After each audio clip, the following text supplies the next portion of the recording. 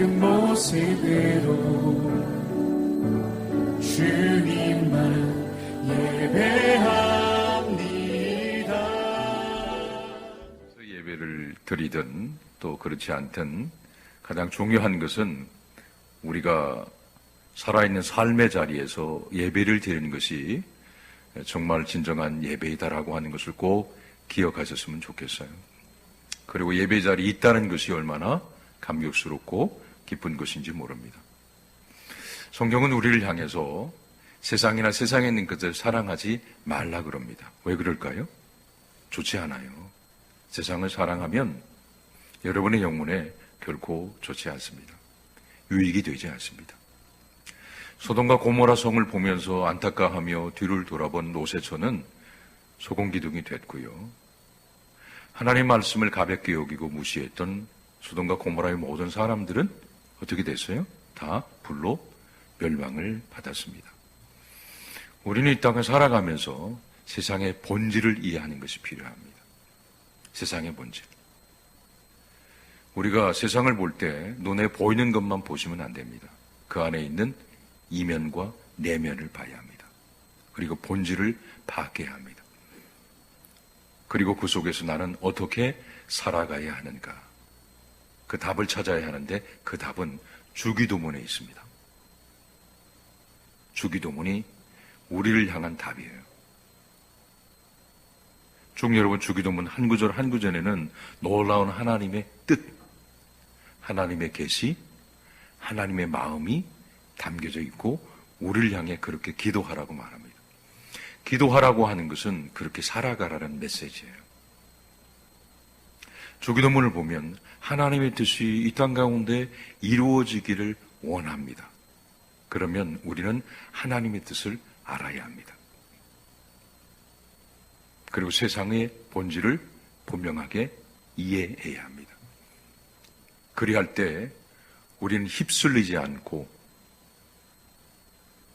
무리와 군중들에 의해 압도당해서 끌려가는 자가 아니라 그 세상을 향해서 거스리는 연어처럼 하나님의 뜻을 향해서 우리가 하나님께서 원하시는 삶을 살아낼 수 있는 것입니다.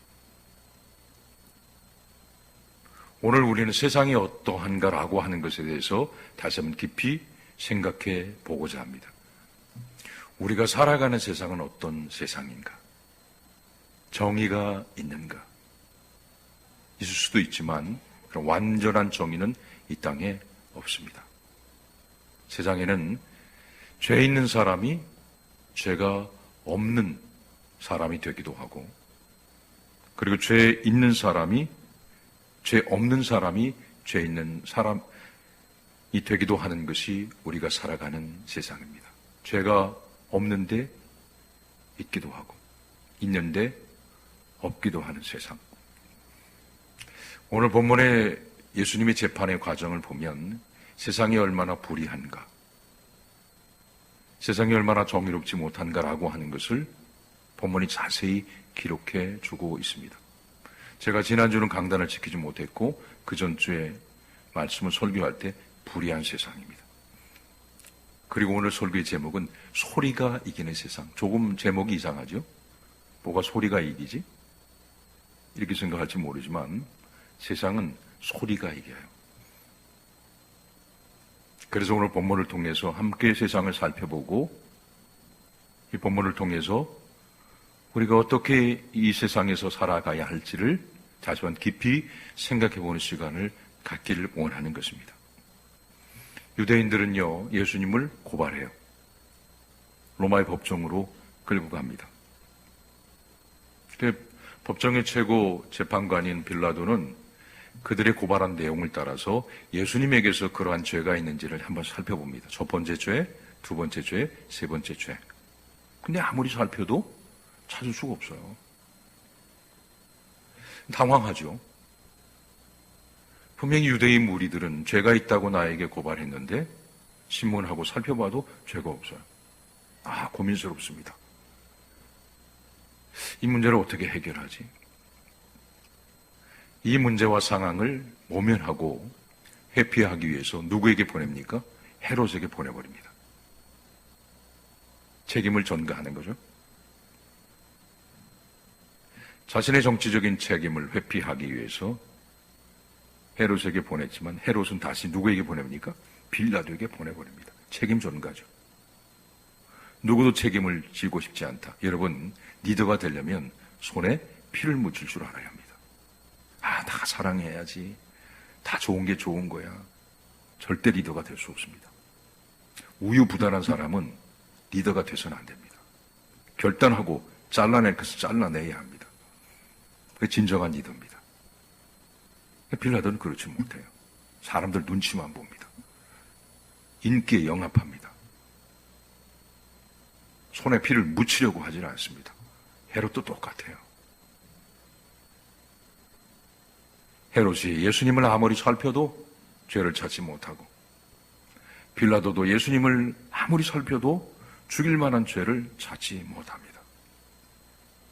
그러면 어떻게 해야 돼요? 로마의 법정은 무죄를 선언하는 것이 저는 맞다고 생각합니다. 사람들이 뭐라고 그래도 법정은 정의가 살아있어야 되는 거거든요. 그렇지 않습니까? 사실에 근거해서 판결하는 것이 저는 맞다고 생각해요. 무리들이 돌을 던져도, 군중들이 돌을 던지다 할지라도 살아있는, 정의가 살아있는 법정이라면 그렇게 해야 돼요. 근데 그렇게 하질 않습니다. 여러분 자세히 한번 보세요. 오늘 본문부터 쭉 살펴보면 성경 여러분 교도 가셨죠? 빌라도가 제장들, 관리들과 백성들을 불러 모으고 말합니다. 너희가 이 사람이 백성을 미혹하는 자라 하여 내게 끌고 왔다. 그래서 내가 너희 앞에 신문하였지만 너희가 고발한 일에 대하여 이 사람에게서 죄를 찾았다, 찾지 못했다? 찾았습니까? 못 찾았습니까? 못 찾았어요. 그럼 고발의 내용이 뭡니까? 제가 2주 전에 설교했죠? 첫째는 뭡니까? 침묵하시는 성도 여러분. 첫 번째 죄가 뭡니까? 미혹한다는 거예요. 백성들을 미혹한다. 정치적으로 선동한다. 반란을 일으키려고 한다. 미혹. 두 번째 죄가 뭡니까?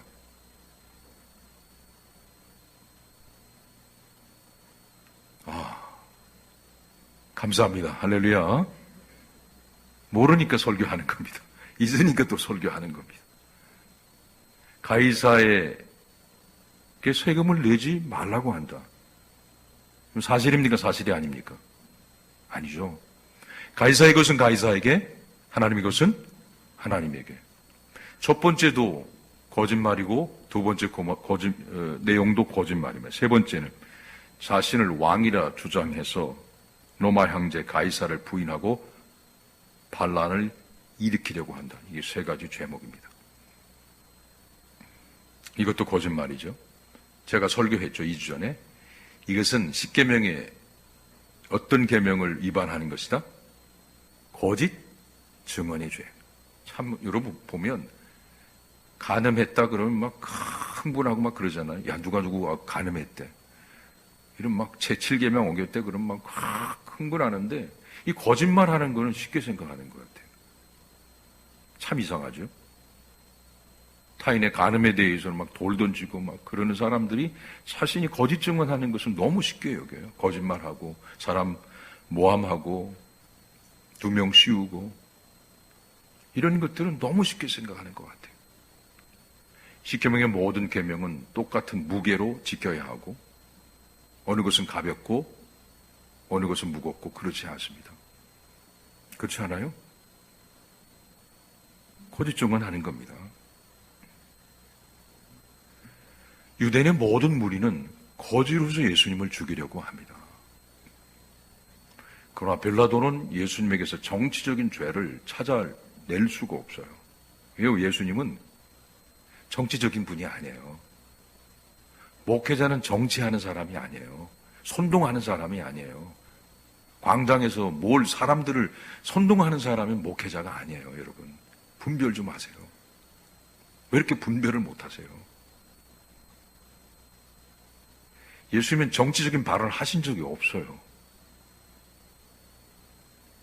그냥 이렇게 말하죠. 오늘 본문 15절에 보면 나뿐 아니라 헤롯도 마찬가지 아니냐.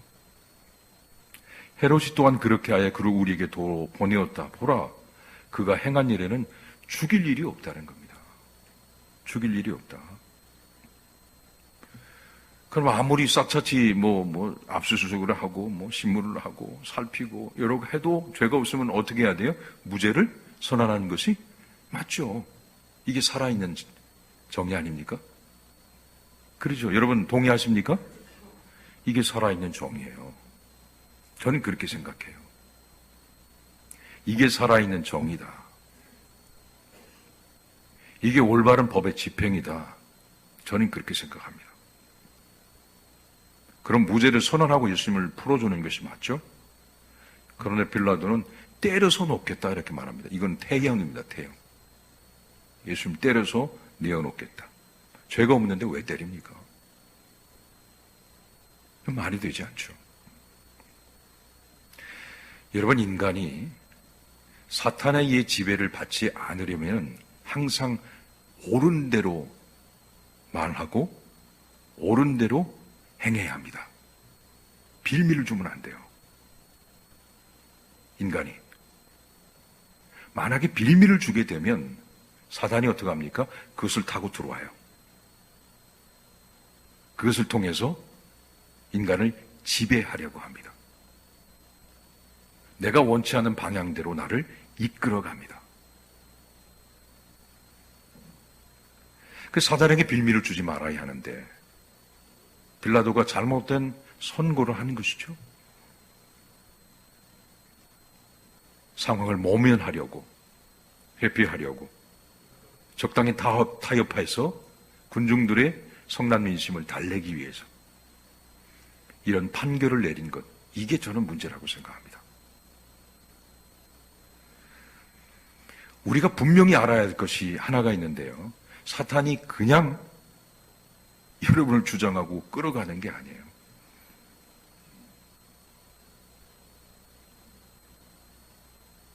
사탄이 인간의 의지와 무관하게 우리를 죄로 끌고 갈 수 있는가? 저는 그렇다고 생각하지 않습니다. 인간의 안에 있는 그 의지와 그 안에 있는 죄성을 사단이 이용해서 그것을 빌미로 사단이 그 사람을 죄의 종으로 사로잡아 끌고 갑니다. 자, 인간 안에 정욕이 없는데, 그런 의지가 없는데 간음의 죄를 지을 수 있습니까?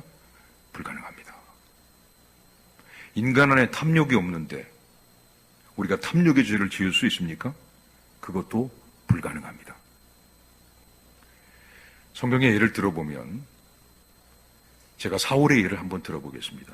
하나님께서 이렇게 말씀합니다. 아말렉과의 전쟁을 앞두고 사울에게 하나님께서 뭐라고 말씀하시냐면 전쟁에 나가라. 그런데 분명히 기억해야 할 것이다. 아말렉의 사람이든 동물이든 무엇이든 다 어떻게 하라고 말씀합니까? 진멸입니다. 헤렘. 살려둬서는 안 된다. 그럼 어떻게 해야 돼요? 이 말씀을 들어야 되잖아요. 하나님이 이런 전쟁에 승리했는데 문제는 뭡니까? 하나님 말씀을 듣질 않습니다. 불순종합니다. 성경을 우리가 살펴보면 사울과 백성은 그렇게, 사울과 백성 다 똑같아요. 그 목회자만 문제가 되는 게 아니라 그 교회가 무너지려면 똑같아야 무너지는 거예요, 교회가. 사울과 백성이라고 성경에 기록되어 있어요. 똑같아요. 생각하고 말하는 게 똑같아요. 사울과 백성인 양과 소의 가장 좋은 것 또는 기름진 것과 모두 좋은 것을 남기고 둘이 똑같다는 거예요. 백성도 그렇고 사울도 그렇고. 진멸하기를 즐겨하지 아니하고 가치 없고 하찮은 것만 진멸하였다. 이렇게 되어 있어요. 왜 여러분 사울이 하나님 말씀에 불순종했습니까? 그 이유는 자신 안에 있는 탐욕입니다. 탐욕. 그 안에 있는 탐욕, 사탄은 이것을 너무 잘 알고 있어요. 죽이지 마. 왜 그걸 죽이려고 해? 살려둬서 하나님께 드리면 더 좋잖아. 그럼 하나님의 영광도 받으시고 얼마나 좋아. 이렇게 부추겼겠죠? 근데 하나님의 명령은 뭡니까? 진멸이에요. 여러분, 하나님께서 그런 재물을 받으시고 좋아하시겠습니까? 아니잖아요. 여러분, 어떻게 생각하세요? 하나님이 그런 재물을 받으시고 가양 흡족해 하시고 잘했다라고 칭찬하시겠는가? 하나님 그런 재물을 받기를 원치 않으셔요. 인간이 여러분 계속해서 죄의 종으로 끌려다니는 이유는 그 안에 있는 여러분 인간의 의도입니다. 안에 감춰져 있는 것, 사단이 부추깁니다. 미혹합니다. 그것을 빌미로 타고 들어와서 그를 죄의 종으로 끌고 가는 것입니다. 그래서 여러분, 우리는 하나님 말씀을 주의 깊게 듣고 살피고 우리 안에 적용해야 돼요. 교회가 건강하려면 말씀으로 충만해야 합니다. 성도가 건강하려면 말씀으로 충만해야 합니다. 말씀이 살아 역사해야 그 교회가 건강해요. 영문이 살아요. 성경 볼까요? 골로새서 한번 보겠습니다. 골로새서 3장 5절입니다. 신약 성경 한번 보세요.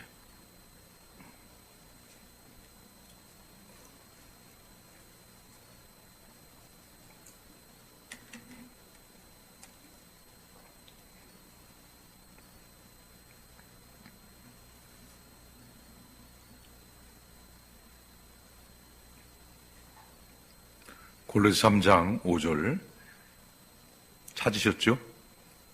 같이 한번 읽어보겠습니다. 그러므로 땅에 있는 지체를 죽이라. 곧 음란과 부정과 사욕과 악한 정욕과 탐심이니 탐심은 우상 숭배니라. 탐심이 뭐라고요? 여러분, 하나님 저는 우상 숭배한 적 없어요. 뭐 부처 앞에 가서 절한 적도 없고요. 또 나무 앞에 가서 절한 적도 없고 저는 우상 숭배하지 않습니다. 아니요. 탐심이 우상 숭배예요. 탐심이. 세상이나 세상에 있는 것들을 사랑하는 마음, 이 땅의 것들에 대한 집착과 미련, 이게 우상 숭배예요. 이런 것들을 가지고 교회 안으로 끌고 돌아옵니다. 그리고 기도합니다. 하나님, 세상에 있는 것들을 주세요. 신앙생활 잘하면 하나님 이런 것들을 주세요. 이게 우상 숭배라는 거예요. 자녀의 복도 주시고요. 사업도 잘 되게 해주시고 만사형통도 해주시고 이게 뭡니까? 이게 우상숭배라는 거예요. 이게 우상숭배예요. 자신은 열심히 우상숭배하고 있는데 뭐라고 얘기하냐면 나는 신앙생활 잘한다는 거예요. 나는 예수님 잘 믿는다는 거예요. 이게 뭡니까? 이게 반성경이에요. 반성경. 반복음적입니다. 성경은 우리의 지체를 죽이라고 그랬지 살리라고 했습니까? 아니잖아요. 자기를 부인하라고 했지 자기를 살리라고 했습니까? 아니잖아요. 내 마음, 내 생각, 내가 원하는 것이 아무리 그것이라 할지라도 하나님께서 말씀하신 것이 아니면 어떻게 합니까? 죽이는 게 맞아요. 눈에 양이 좋은 양이 있습니다. 소가 있습니다. 너무 기름집니다. 좋습니다. 갖고 싶습니다. 그런데 하나님 뭐라고 그래요? 진멸하라. 어떻게 해야 돼요? 순종하는 게 맞다고 여러분 생각하시죠? 할렐루야? 이게 여러분 믿음 생활이에요. 이게 믿음의 길이에요. 6절 보세요. 골로새 3장 6절 보세요. 6절 같이 있습니다. 이것들로 말미암아 하나님의 진노가 임한다고 그랬습니다. 이것들로 말미암아 음란, 부정, 사욕, 악한 정욕, 탐심, 이게 우상 숭배고 이것들로 말미암아 하나님의 진노가 임한다는 거예요. 주일 예배에 여러분 한번 빠졌다고 하나님의 진노가 임하는 게 아니라 문제는 이런 죄성입니다. 죄성.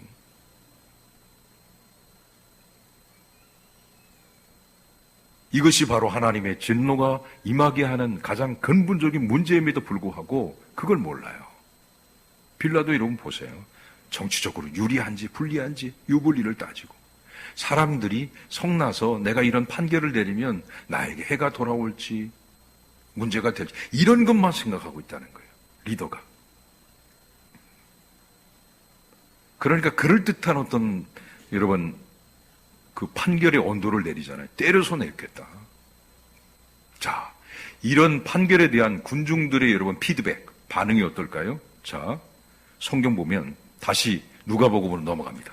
누가복음 23장 다시 펴보세요.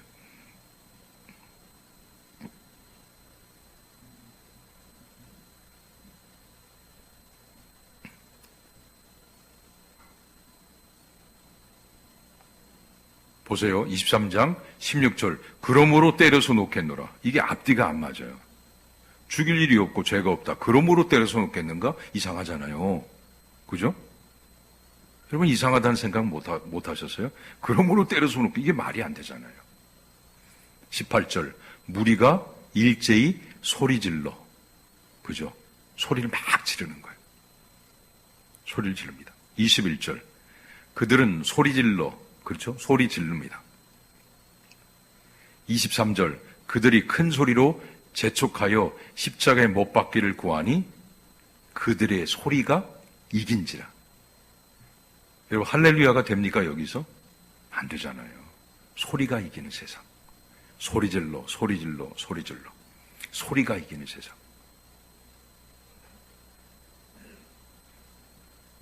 성경은 올바른 법이 살아있는 그 법이 그들을 이긴 것이 아니라 소리가 그 모든 것을 이겨냈다라고 성경이 기록하고 있습니다. 군중들의 엄청난 함성, 무리들의 요구, 이것이 빌라도의 결심을 압도하고 결국 승리했다. 나는 좀 그냥 대충 때려서 놓아줬으면 좋겠는데, 이런 빌라도의 결심을 압도하고 군중들의 소리가 그 모든 것을 이겼다. 정의가 이긴 것이 아니라 소리가 이겼다. 누구의 책임입니까? 첫 번째는 성경 기록된 대로 명백한 대장들과 백성들과 무리들과 군중들. 그러나 빌라도도 마찬가지. 책임이 없지 않습니다. 이 책임에서 벗어날 수 없습니다. 여러분 빌라도의 가장 큰 문제가 뭔 것 같아요? 제가 얘기했죠. 리더는 이런 사람 리더하면 안 된다고 그랬잖아요. 우유부단하고 기회주의적인 이러한 태도가 문제입니다. 굉장히 우유부단하죠. 기회주의적이죠. 이것이 바로 가장 큰 문제를 일으키는 것입니다. 이러한 태도를 가진 사람이 역사의 현장에서 리더에 서 있으면 역사의 흐름을 잘못된 방향으로 이끌어갑니다. 서울의 봄이라는 영화를 제가 보면서 느꼈던 것은 뭐냐면 리더는 결코 우유부단한 자나 기회주의적인 자가 리더가 돼서는 안 된다라는 겁니다. 역사의 흐름을 잘못된 곳으로 끌고 갑니다. 저는 우리가 살아가는 세상은 소리가 이기는 세상이 돼서는 안 된다라고 생각합니다.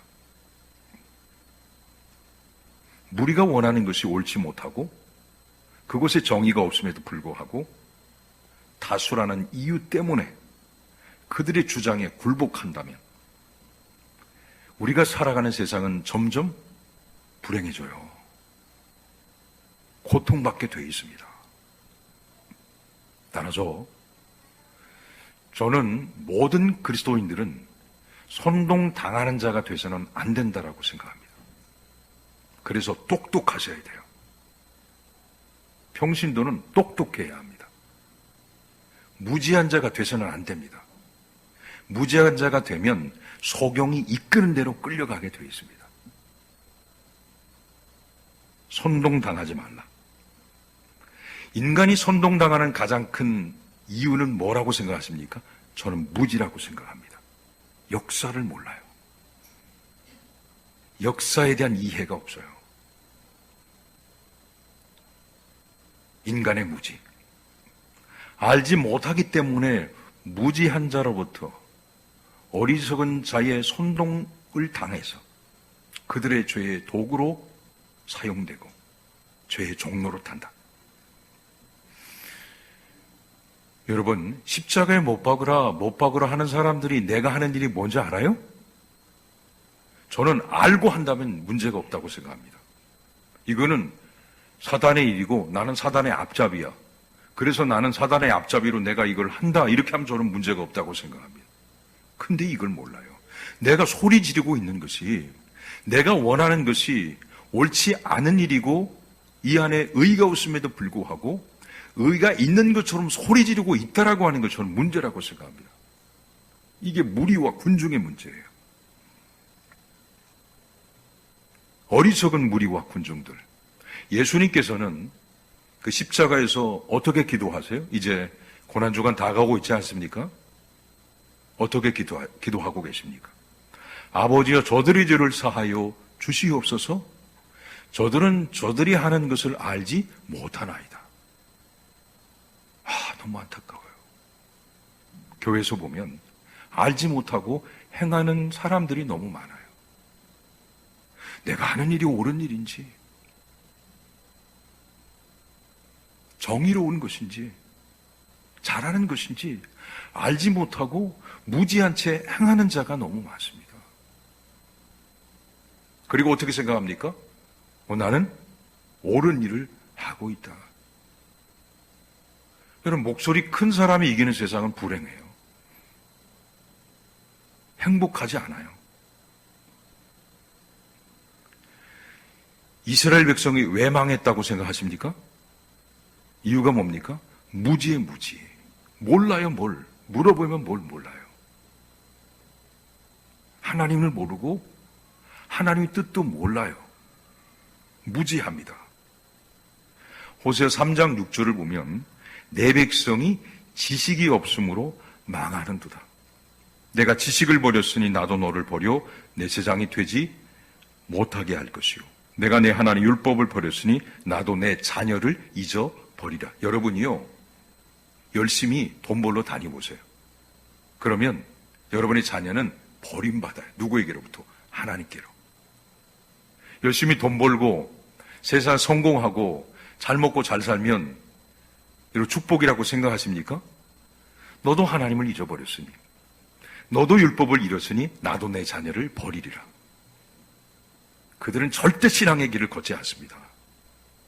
그런 부모 밑에서 자란 자녀들은 절대로 믿음의 길을 걷지 않습니다. 신앙의 길을 걷지 않습니다. 부모가 한 대로 똑같이 그들이 살아갑니다. 하나님을 알지 못하는 사람, 하나님의 뜻을 깨닫지 못하는 백성, 무지한 백성은 하나님께로부터 버려짐을 당합니다. 이 무지 때문에 이스라엘 백성이 멸망을 당했어요. 그러니까 하나님께서 우리를 향해서 뭐라고 말씀합니까? 호세아서 6장 3절입니다. 그러므로 우리가 여호와를 힘써 알자, 힘써 여호와를 알자.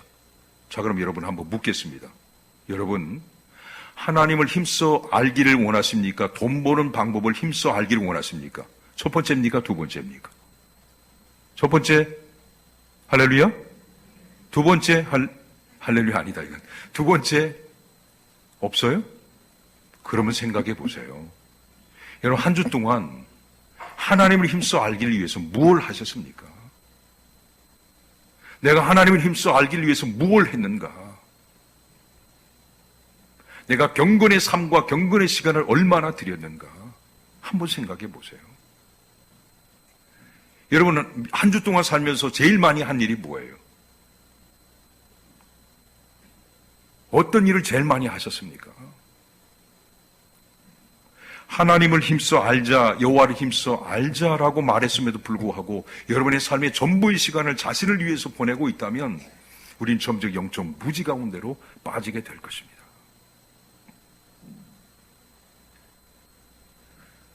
하나님에 대한 깊은 이해와 하나님의 말씀에 대한 깊은 이해가 있는 교회는 저는 건강한 교회라고 생각합니다.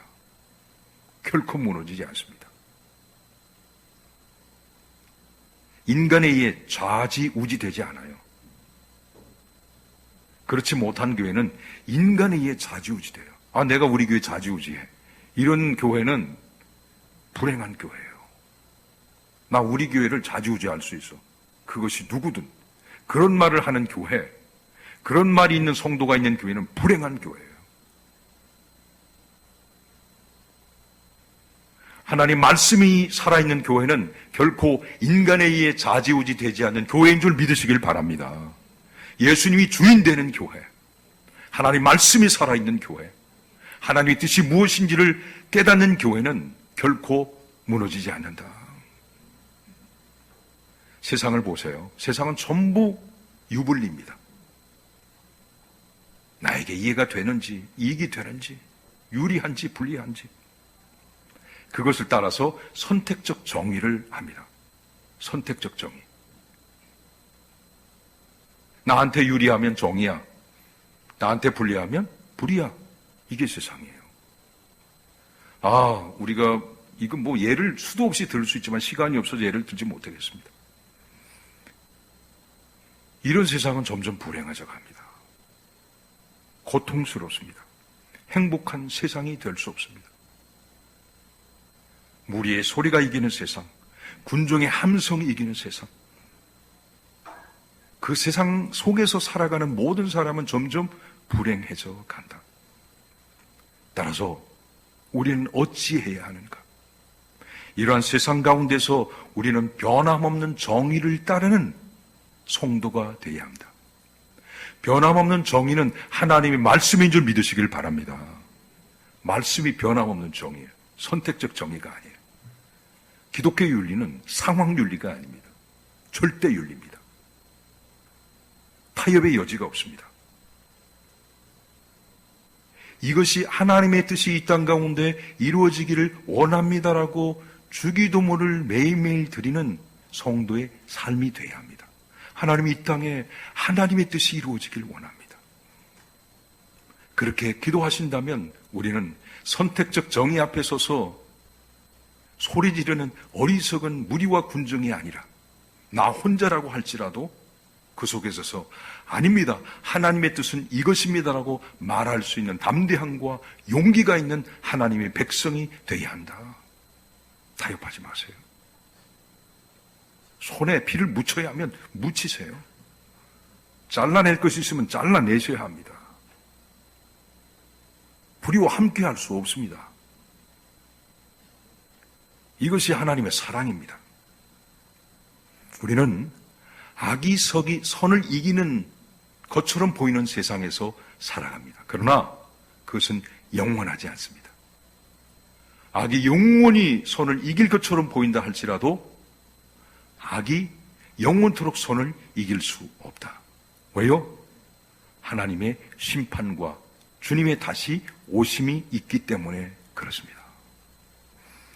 그러면 살아가는 교우 여러분, 소리가 이기는 세상에서 우리는 하나님의 뜻대로의 삶을 살아갈 수 있는 하나님의 거룩한 백성, 성도가 되어야 합니다. 이것이 우리의 길이고 우리의 삶입니다. 이 말씀 우리에게 잘 적용해서 날마다 매일의 삶 가운데 하나님의 뜻대로의 삶을 살아갈 수 있는 사랑하는 모든 교우들 되시길 주님의 이름으로 간절히 소원합니다. 기도하겠습니다. 사랑하시는 아버지 하나님, 주신 말씀 우리의 삶에 잘 적용해서 나는 과연 어떤 삶과 길을 걸어가고 있는가 다시 한번 돌아보고 자신의 자세를 고치고 하나님 뜻대로의 삶을 살아갈 수 있는 우리 모든 교우들 되게 하여 주옵소서. 예수님의 이름으로 기도하옵나이다.